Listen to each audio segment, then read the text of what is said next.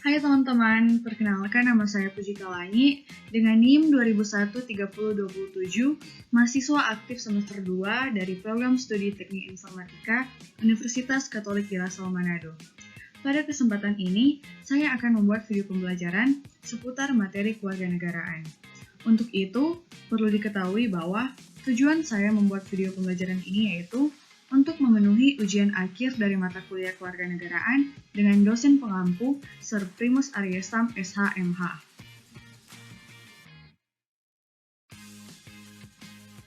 Nah, teman-teman, pada video pembelajaran kali ini, saya akan membahas beberapa soal yang sudah diberikan oleh dosen pengampu saya. Untuk itu, kita langsung ke soal yang pertama.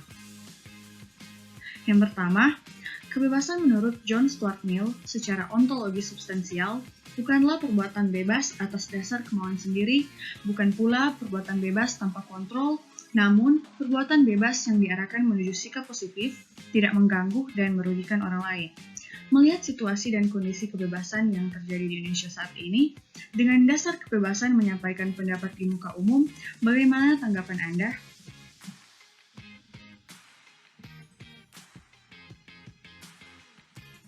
Nah, tanggapan saya di sini mengenai kebebasan menyampaikan pendapat di muka umum itu merupakan satu hal yang wajar ada di negara kita, di negara Indonesia. Sebagaimana yang kita ketahui bahwa itu termasuk salah satu bagian dari hak asasi manusia yang mana kita memiliki hak untuk berpendapat. Namun, dalam hal ini, diberikan kebebasan dalam berpendapat, kita tidak seenaknya saja, atau kata lain, berargumen tetapi tidak bertanggung jawab atas argumen yang kita sampaikan. Tidaklah demikian.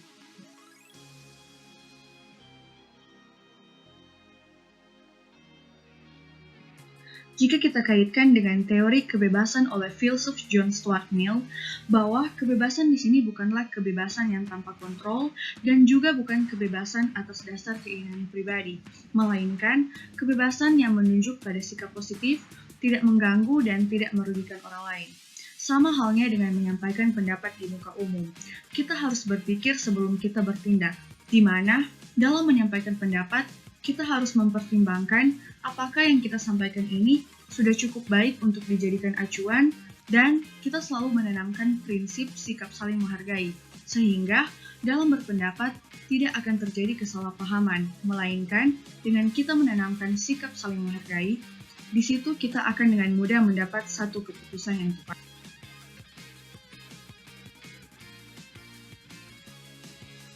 Kita lanjut pada soal nomor 2.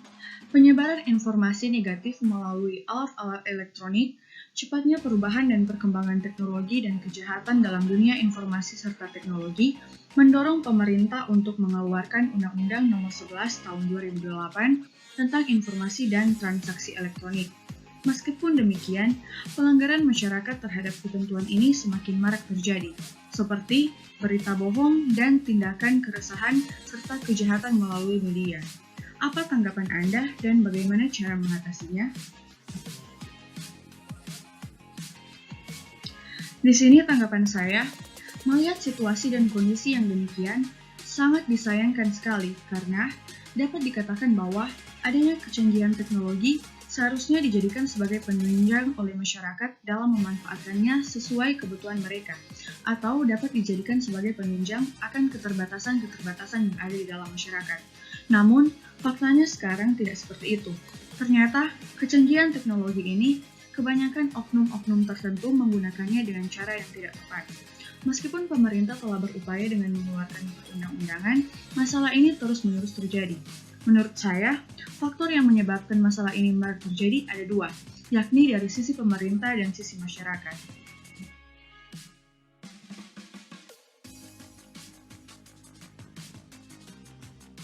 Nah, yang pertama dari pemerintah sendiri. Di sini pemerintah sudah mengeluarkan peraturan secara hukum melalui perundang-undangan. Namun, itu seringkali kurang ditinjau lebih lanjut oleh pihak yang berwenang. Pemerintah masih kurang responsif, sehingga masalah ini masih susah untuk dituntaskan. Dan yang kedua dari masyarakat sendiri yang juga kurang sadar akan ketaatan dalam aturan negara. Jika masyarakat kita ini mempunyai pandangan yang baik sebagai seorang masyarakat yang cinta akan tanah airnya dan sebagai seorang yang berjiwa Pancasilais, pastinya mereka akan taat pada aturan negara dan selalu bekerja sama dengan pemerintah untuk membangun negara yang semakin cemerlang.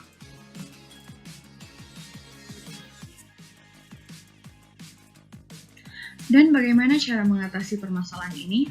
Yang pertama dari sisi pemerintah. Pemerintah di sini baik pusat maupun daerah harus lebih optimal dan gesit lagi dalam menangani permasalahan ini. Contohnya, pemerintah turun langsung ke lingkungan masyarakat dan menindak lebih lanjut situasi dan kondisi yang ada di masyarakat. Pemerintah dapat melaksanakan kegiatan berupa penyuluhan kepada masyarakat mengenai teknologi dan informasi elektronik. Yang kedua dari masyarakat sendiri. Masyarakat harus lebih sadar di mana perbuatan kriminal seperti ini hanya akan merugikan diri sendiri dan juga negara. Kembali dari diri pribadi masing-masing. Jika kita mau dan taat akan aturan negara, pastinya kita akan jauh dari persoalan dan kekacauan. Untuk itu, kita perlu menanamkan rasa ingin maju dan bersatu demi bangsa kita ini. Kita harus menopang apa yang sudah pemerintah upayakan. Justru itu, kita juga harus berupaya menjadi masyarakat yang bangga akan negaranya sendiri. Dan dari pemerintah dan masyarakat juga harus menjalin kerjasama yang baik. Karena dengan adanya hubungan yang baik antar keduanya, tentunya negara kita ini akan jauh dari masalah-masalah seperti ini.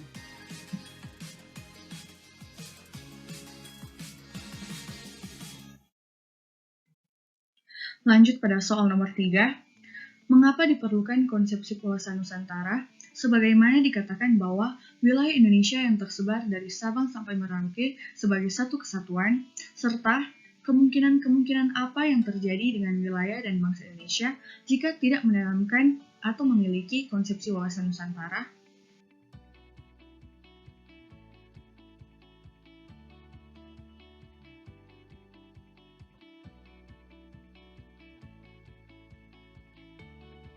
Nah, seperti yang kita ketahui bahwa wawasan Nusantara yang berarti cara pandang terhadap suatu bangsa dengan tujuan untuk membentuk dan menjaga kesatuan dan persatuan bangsa.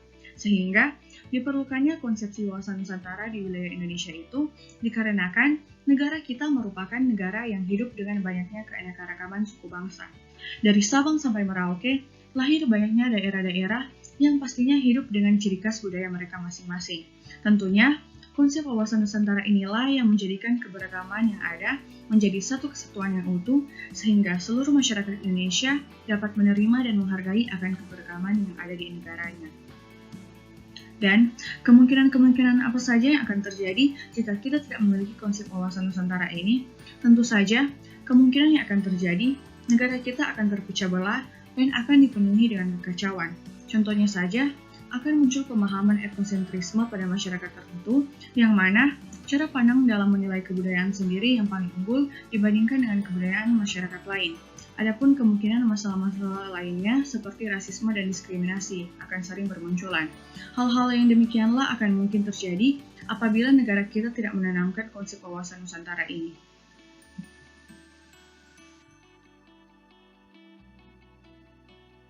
Lanjut pada soal nomor 4. Dalam usaha untuk mewujudkan konsep nawacita pemerintahan Insinyur Joko Widodo, jika dihubungkan dengan konsep geostrategi nasional Indonesia melalui Trigatra dan Pancagatra untuk menjadikan Indonesia sebagai negara yang disegani dunia, apa tanggapan Anda?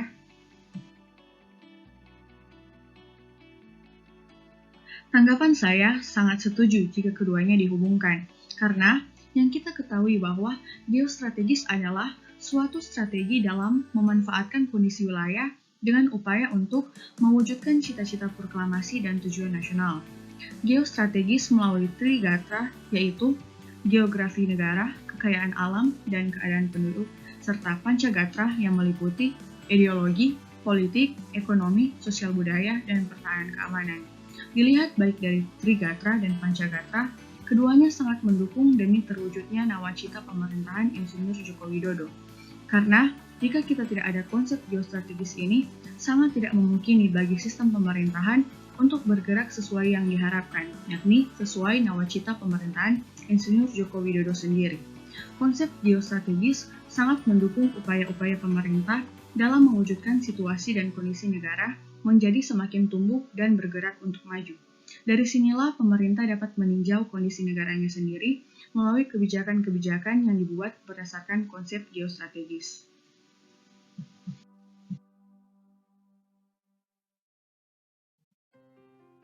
Lanjut pada soal nomor 5. Dalam negara demokrasi di Indonesia saat ini, ajakan bela negara seperti Amanat Konstitusi Pasal 30 Undang-Undang Dasar Negara Republik Indonesia tahun 1945 dianggap tidak menarik dan sudah usang, sehingga masyarakat tidak suka mengikuti wajib militer. Hal itu diakibatkan oleh pemberian kesadaran kepada generasi muda, khususnya di kalangan kampus, untuk mencintai negara dan taat pada peraturan yang berlaku. Bagaimana tanggapan Anda?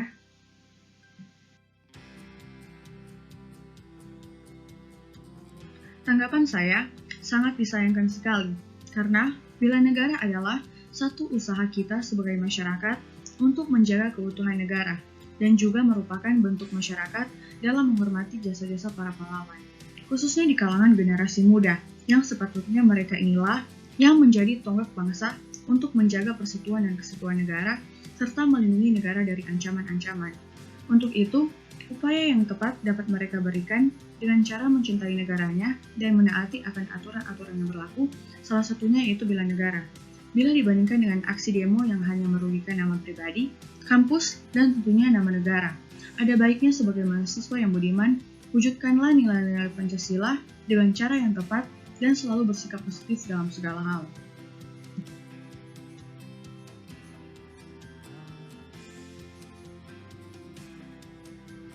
Kita lanjut pada soal yang terakhir, soal nomor 6. Menurut Anda, apakah penegakan hukum terhadap pelaku teror di Indonesia perlu dilakukan secara cepat dan terpadu seperti ketika polisi mendengar laporan intel tentang rencana kaum radikalis untuk melakukan teror, maka tanpa memerlukan pembuktian, tersangka langsung ditangkap dan jika melawan langsung dilumpuhkan petugas.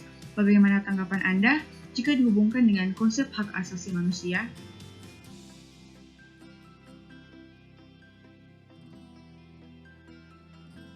Menurut saya, penegakan hukum terhadap pelaku teror yang ada di Indonesia bisa saja dilaksanakan secara cepat dan terpadu.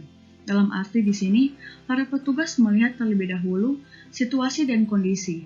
Apabila tersangka memberikan perlawanan, baik bersenjata maupun non-senjata, yang sudah dapat mengancam keselamatan diri, petugas dapat dengan langsung melumpuhkan tersangka dengan cepat dan terpadu. Dan jika dihubungkan dengan hak asasi manusia, tanggapan saya, itu tidak menentang hak hidup tersangka, karena sebelumnya dia juga sudah mempunyai rencana untuk melakukan tindak kriminal terhadap petugas. Namun, jika tersangka ini tidak melontarkan perlawanan kepada petugas, dan petugas langsung mengambil alih untuk melumpuhkan tersangka, itu salah dan melanggar hak asasi manusia, yakni hak hidup dari tersangka. Apabila kita berpikir secara bijak, meskipun tersangka ditangkap tanpa melakukan pembuktian lebih lanjut, seharusnya tersangka di sini tidak akan melakukan perlawanan dan bersedia untuk ikut ke proses hukum sehingga dapat diputuskan lebih detail apakah tersangka ini termasuk kaum radikal atau tidak. Nah teman-teman, demikianlah video pembelajaran ini saya buat, dan saya memohon maaf apabila ada kesalahan dalam pengucapan atau ada kata-kata yang kurang dimengerti. Dan semoga video pembelajaran ini dapat menambah wawasan bagi teman-teman untuk mengetahui lebih lanjut bagaimana cara menjadi warga negara Indonesia yang baik dan benar. Sekian dari saya, sampai berjumpa di video pembelajaran selanjutnya. Terima kasih.